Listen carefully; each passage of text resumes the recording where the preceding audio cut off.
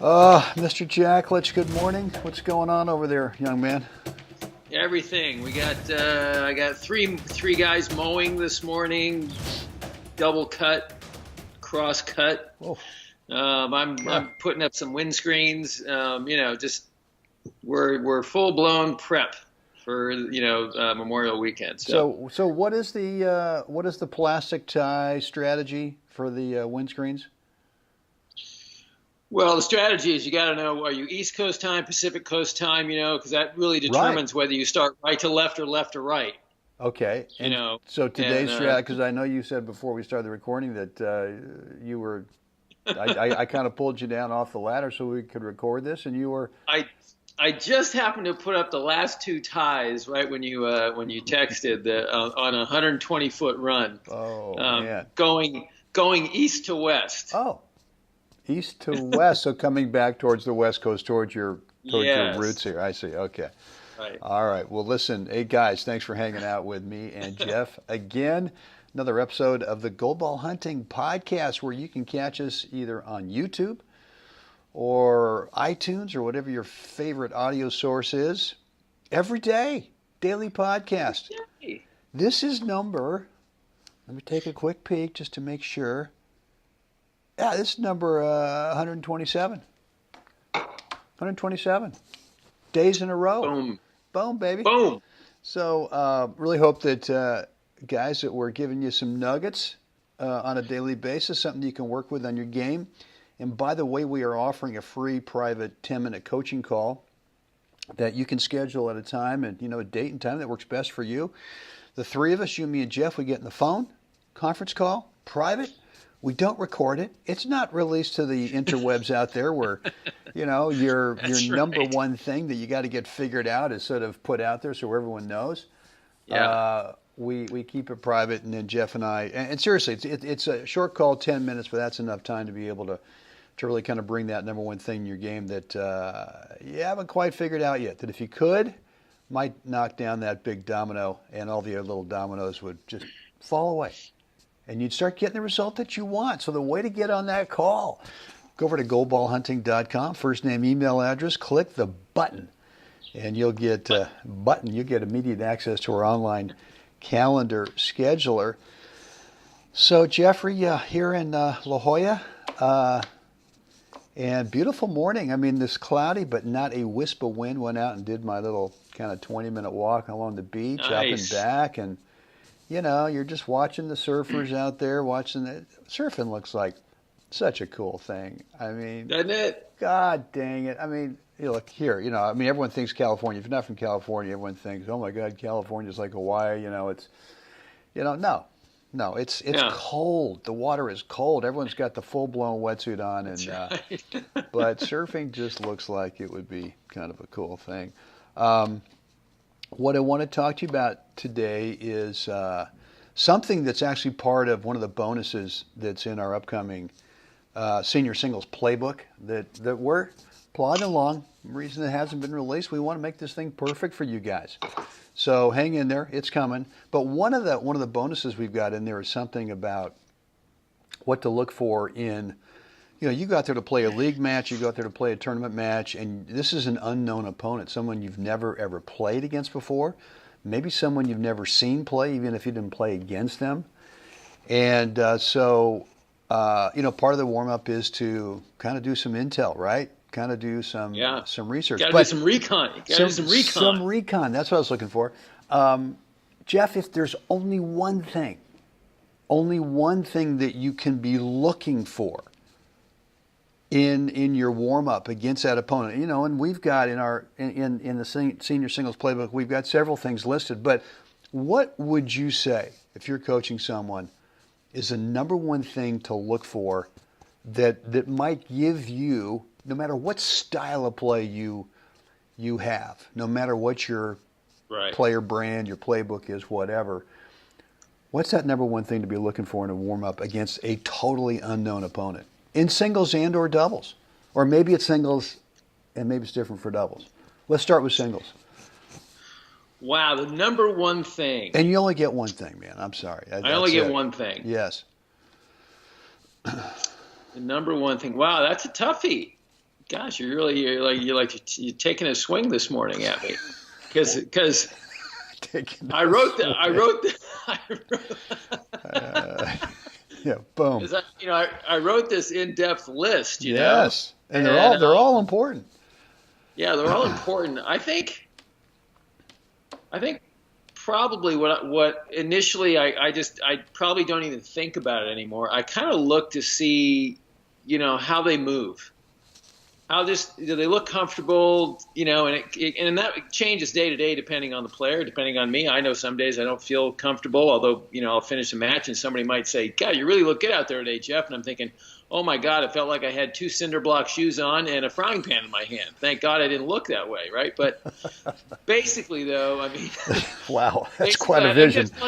That's probably the first thing that I noticed, just without even thinking about, like, looking for something specific, is I look for fluidity. Yeah. Like, well, so what intel does that give you in terms of your strategy for singles? If you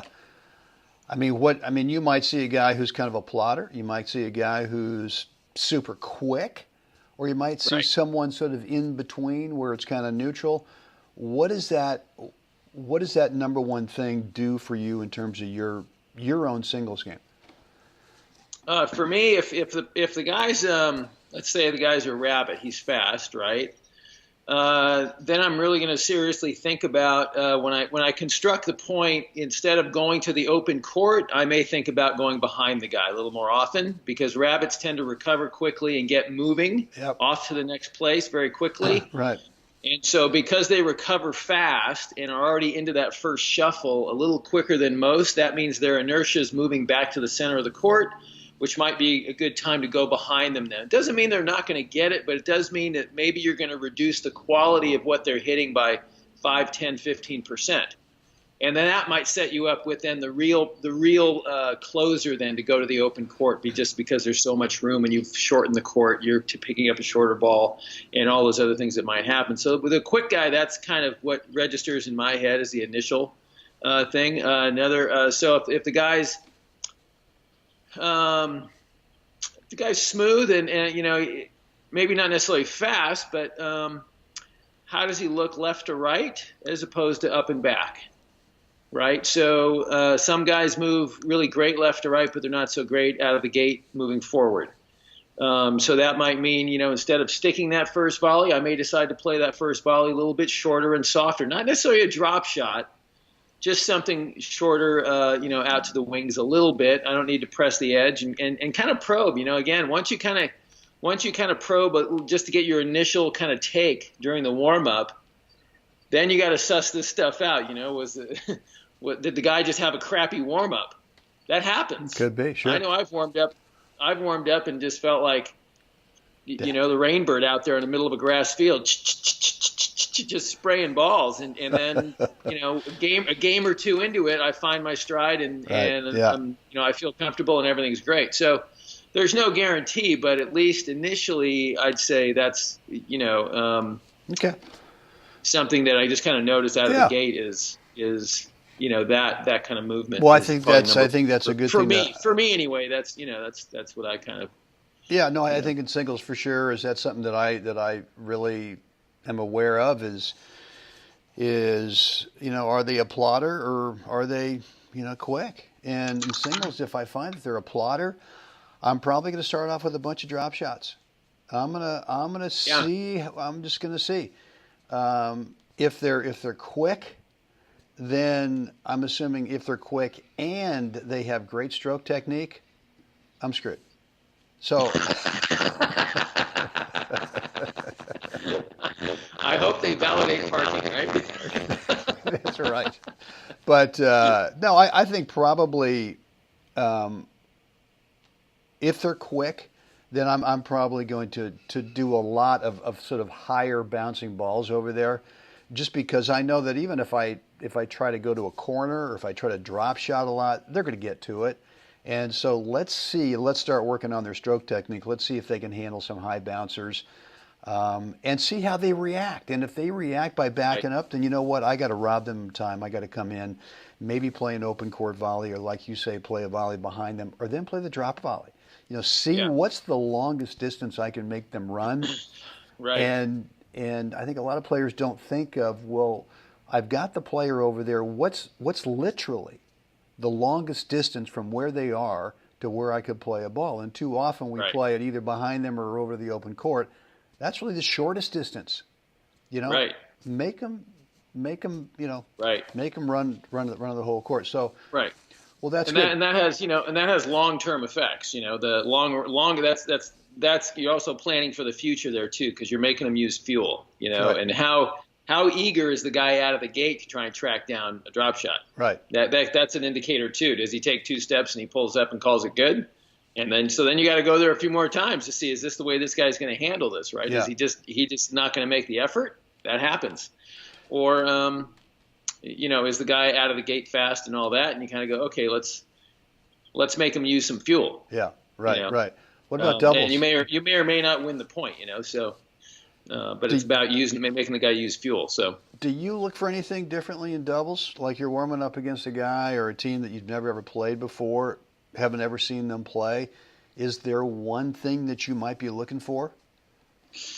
Probably more than anything else that I look for, especially now in the quote modern game, there are a lot of players that have tried to adopt the modern forehand, which means a severe grip change from maybe where they were. And so I always look for that. Kind of first, number one is how severe the grip changes are off the ground, and then definitely I look for that when they get to the net. If the guys, that's probably over the ground strokes. I'm probably looking more when the guy's at the net. Is he messing with his grip? And if so, he is the relief valve.